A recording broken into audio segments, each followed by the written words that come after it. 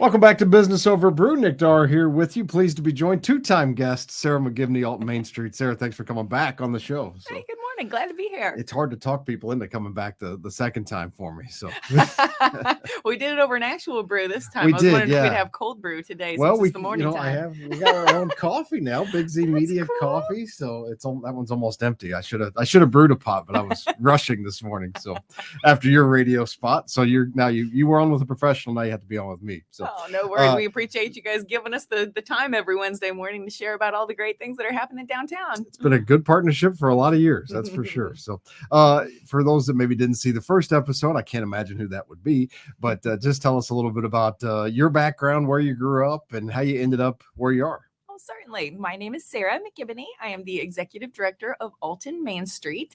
Have been for coming up on 18 years now. Born and raised here in Alton.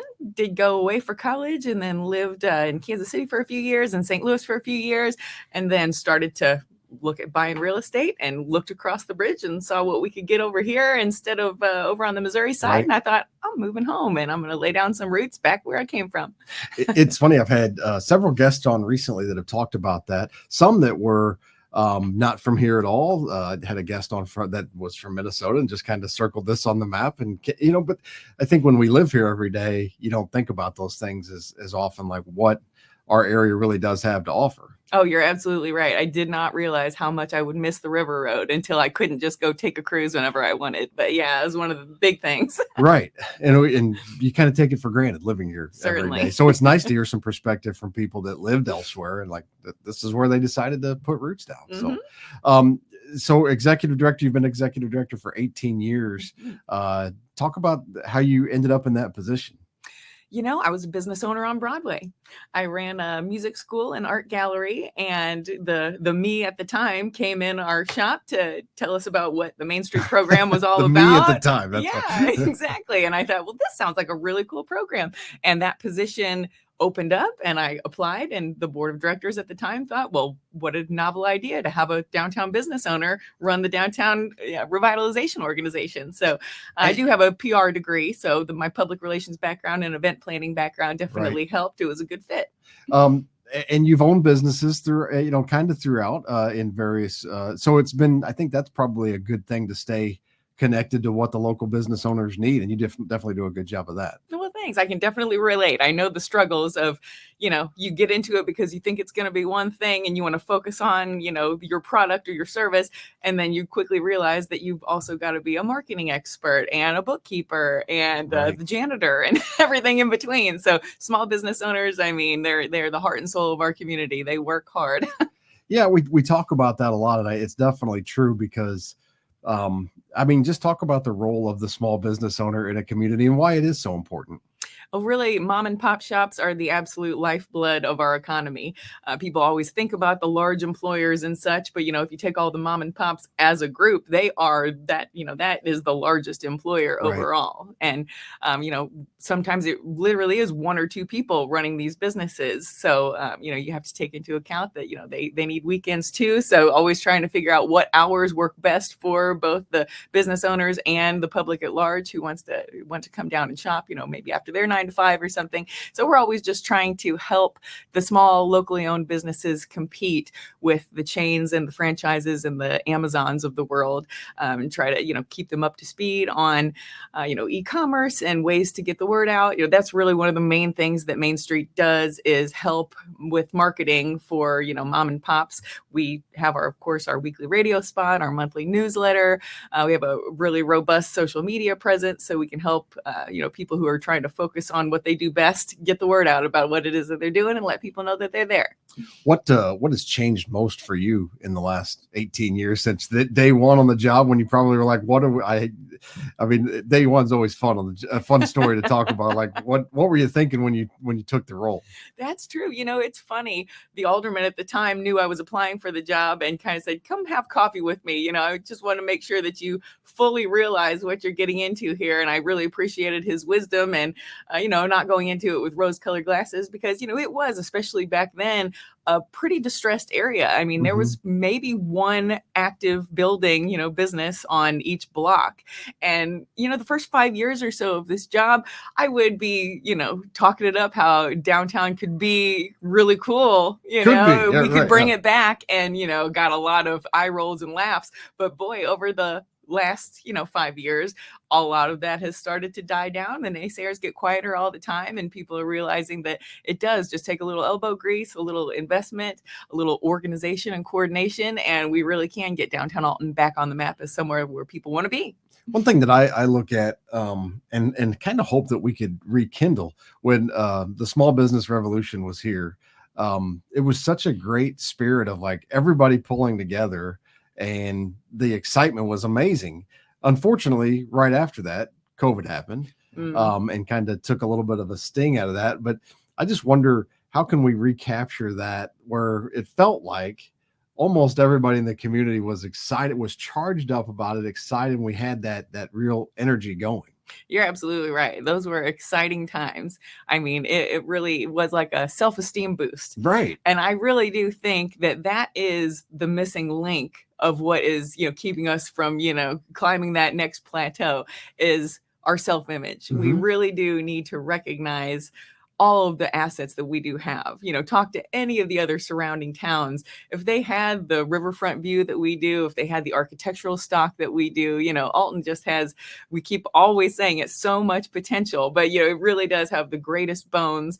And it just feels good to be in downtown Alton, with the just sweeping vista view of the river, and, just the historic brick and everything. I mean, we just did a big visit with Main Street America, and we had 1,500 people fill out our community survey and did a bunch of focus groups with different stakeholders to figure out what, how their vision, ties in. Right. And it was just amazing to hear how frequently the history and the river were just brought up constantly. Those are like the two big themes that's why people choose to live here. That's why people move here. That's why people visit here. So we really need to do our best to capitalize on our huge assets. Our biggest natural asset is the river, right, and our biggest, tangible asset is our built environment. We have the coolest architecture and just so many really awesome looking blocks. We have photographers crawling over here around the district all the time, right, because it's picturesque. It really is. I mean, almost every day when I leave the office, there's somebody outside getting wedding pictures or senior pictures or something like that.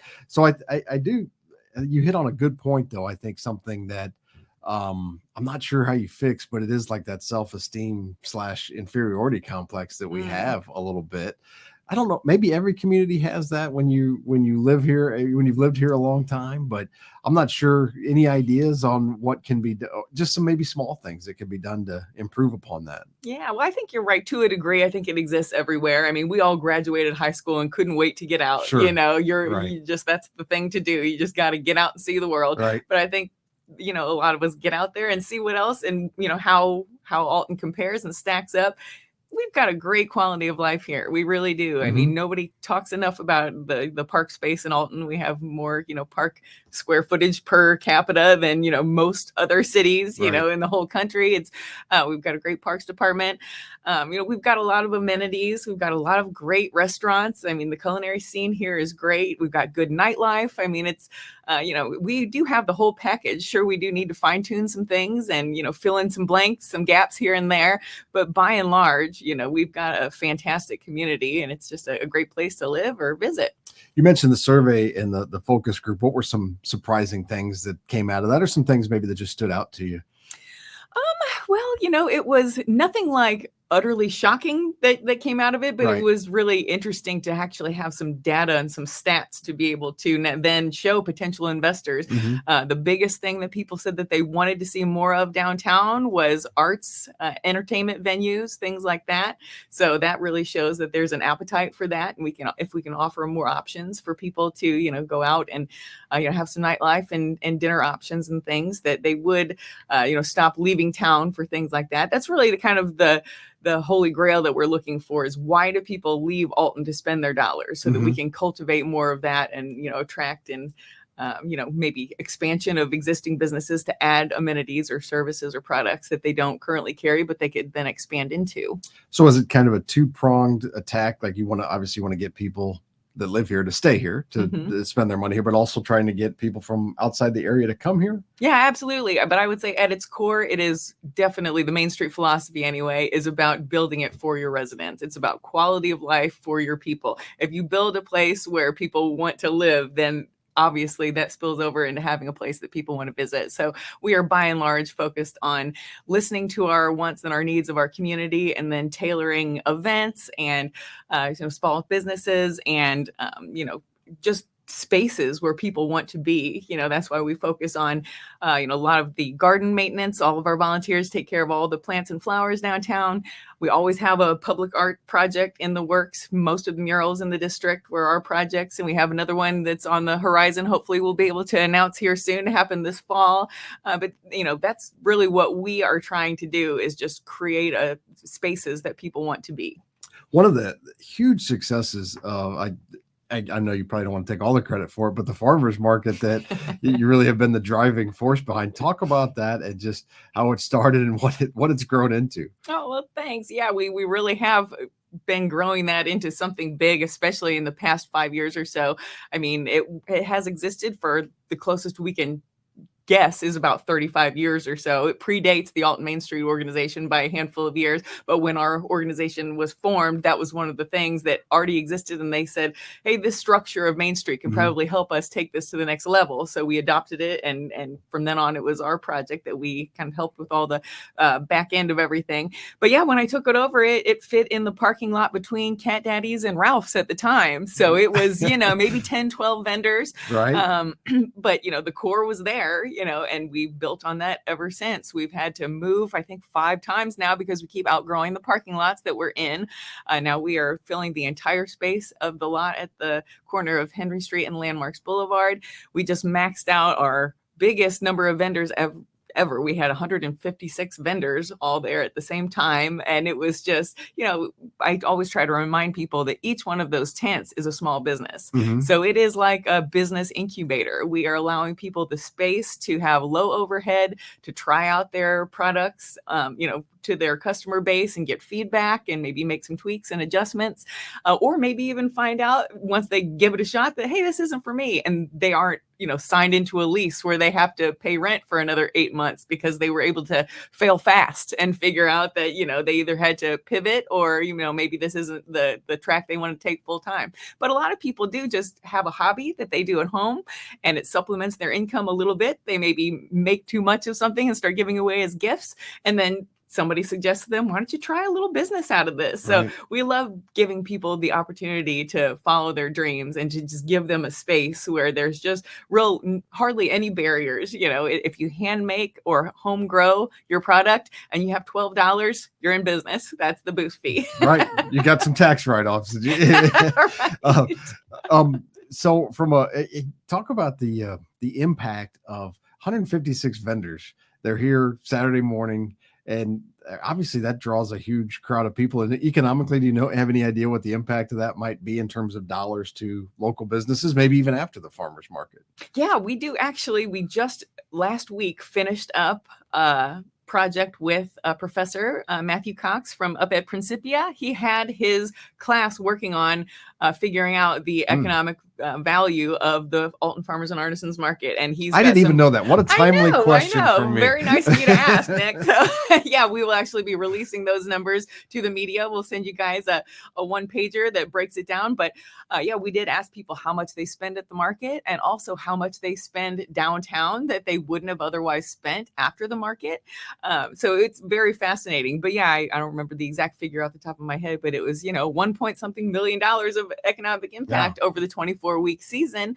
And it really is, not only does it crank businesses out that then graduate and get brick and mortar shops of their own. We have lots of success stories like that, but just the getting thousands of people to downtown riverfront every Saturday morning for 24 weeks. I mean, it is a huge lightning rod for people to come and visit. I mean, walk through the parking lot on any given Saturday.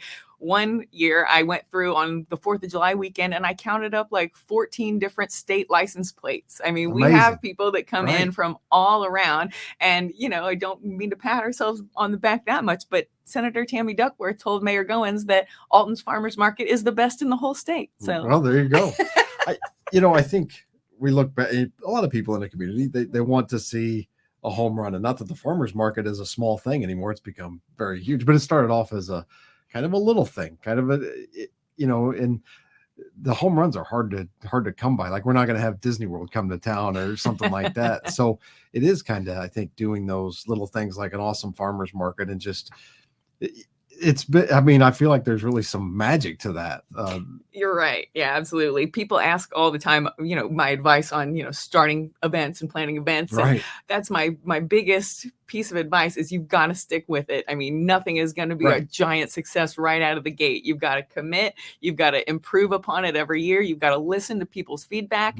I honestly think that is our number one key to success, is that we make it as easy and friendly for the vendors who participate as possible. We meet pre-season every year. We take people's input. We make, changes based on what the majority wants to do. It's all, really democratic. So we really just let the people have a voice in everything that we do. And that's how we make our decisions on how to proceed. And that's great advice coming from an event that grew from 10 vendors to, 10, 20 times that amount. So have there been any failures or mistakes that you look back on and think that was painful at the time, but I really learned something from it from a business standpoint? Yeah, actually, the success of the farmers market led us to think that, hey, we could probably keep a 7-day-a-week grocery store that is, based on local products like this. And so, yeah, we did have our co-op grassroots grocery it was open for 3 years, but that is probably the number one thing that I can say it was the most educational failure we ever had. I think really what we learned is that we were just maybe about 5 years before our time. If the timing would have been a little bit better, it probably would have been a different outcome. But my gosh, over 5 years later now. You can try it again. We've been asked if we want to give another run at it, and I tell everybody, not us, but we will give you our business plan. We'll give you our everything that we did. I've actually passed it off to 4 or 5 different people at this point who've had the inkling that they wanted to do something similar. And that is really the Main Street way. We don't let anyone start from scratch. We say, we've done something similar. Here's our to-do list. Here's our budget. Here's our, that is the philosophy of the whole Main Street program. And that's why it's so great to have that network, because I have 30 something me's all around the state that I can say, hey, we're thinking about this. I know you guys did something like this similar up in Batavia. Can you tell me about potential pitfalls to avoid, or, things like that? And we have a ready-made group of experts that have said, oh yeah, I've been there, done that. Here's what you should or shouldn't do. Another thing that I think makes our area challenging is that we've got multiple municipalities, more municipalities per, square mile than most areas would have. And sometimes the goals and objectives of one municipality don't match up with another. But can you give us some examples of collaboration between either organizations or municipalities that you've seen that maybe could be kind of a model of what we can try to do in the future? Sure. Yeah. I will always point to the Riverbend Growth Association. We're really fortunate that our Chamber of Commerce covers so many municipalities, kind of tie us all together and keep us all moving in the same direction. But I have to give them credit. The RBGA and the city of Alton are what created our Main Street organization. They saw that Illinois was taking applications, and boy, when I was hired, I came across our application package, and it is a binder this thick of information that we had to submit to the state of Illinois. You can't just call yourself a Main Street. You have to prove that you have the municipal support, that you have the volunteer support, that you have the architectural stock that's worth preserving. So it was really a process to get Alton into this program, and it's kind of like a badge of honor if you can be an official accredited Main Street community. So people do sometimes there are lots of groups that are doing lots of good things. So we have to always remind people that we are hyper focused on downtown Alton. And our district is basically from the entrance of the River Road down to Fast Eddie's. So the commercial district, that is where we plan all of our events. That's where we do the majority of our small business support. But at the same time, I work with the Upper Alton Association regularly. I'm real close with Zeke from North Alton Godfrey Business Association. I mean, we are working in tandem whenever possible and helping each other, similarly, if we've done something similar, we're always able to, share tips and tricks with other folks on other parts of town. We're always attending each other's meetings to stay in the loop.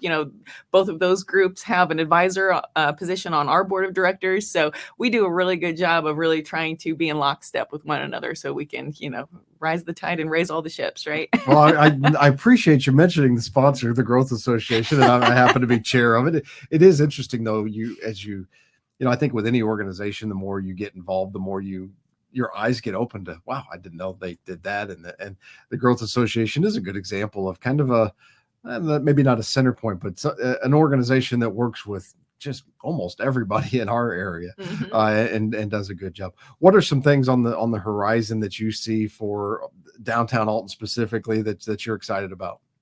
Oh gosh, we have new businesses popping up left and right. A couple of new ones opening this week, in fact. So I would definitely encourage everybody to go to downtownalton.com and sign up for our newsletter. We always are making announcements for folks and trying to help them get the word out.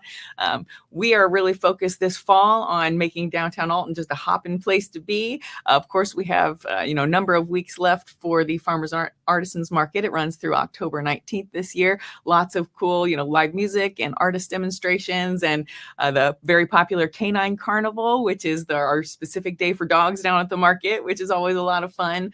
We have goat yoga on the last day. So all kinds of fun in store. I mean, it's like that event, that one event is like 24 small events, because we have something special lined up for every single week to just kind of keep it fresh and keep people interested.